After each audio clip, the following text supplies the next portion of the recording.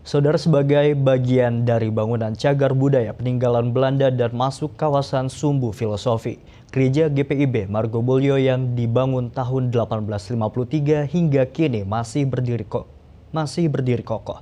Di usianya yang ke-166 tahun, bangunan ini masih aktif untuk ibadah meski terhimpit aktivitas ekonomi di kawasan Malioboro.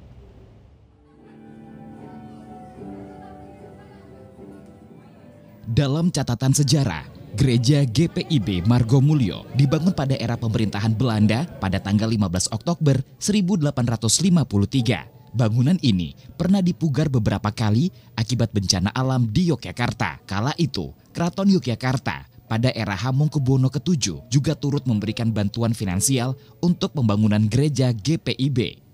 Saat ini, Gereja GPIB Margomulyo bentuk dan keaslian bangunannya masih terjaga dan ditetapkan sebagai cagar budaya yang perlu dilestarikan. Gereja GPIB Margomulyo sendiri terletak di samping Istana Gedung Agung dan terhimpit dengan pusat ekonomi dan wisata Malioboro serta Pasar Beringharjo. Bangunan bergaya Indi ini masih aktif untuk kegiatan ibadah umat Kristen dan tepat pada tanggal 15 Oktober GPIB menginjak di usianya yang ke-166 tahun. Umat gereja GPIB Margomulyo pun dengan sukacita merayakannya, ditandai dengan ibadah syukur sekaligus menyambut HUT ke-75 GPIB. Mengenakan busana Nusantara, para jemaat membawa pesan agar keberagaman Nusantara karena para jemaat GPIB Margomulyo juga berasal dari berbagai daerah di Indonesia.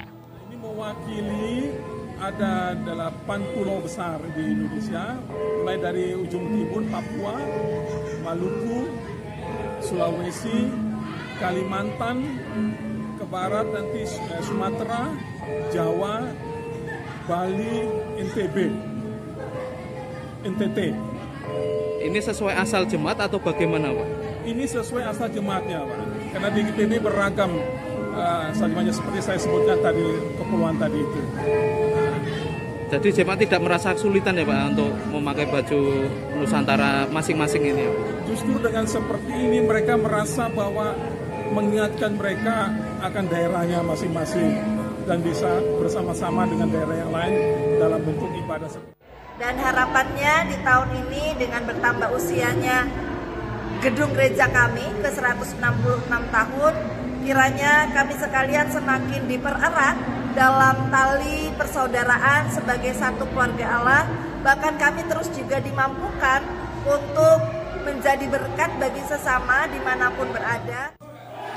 Dalam rangkaian hari jadi, sejumlah kegiatan digelar untuk menyemarakan hari jadi seperti bakti sosial, penyaluran air bersih di daerah Boyolali, kemudian jalan sehat dengan menyambangi Masjid Kauman, Kelenteng, dan Gereja Katolik Kidologi. Menurutnya, hal itu sebagai bentuk silaturahmi sebagai sesama umat beragama.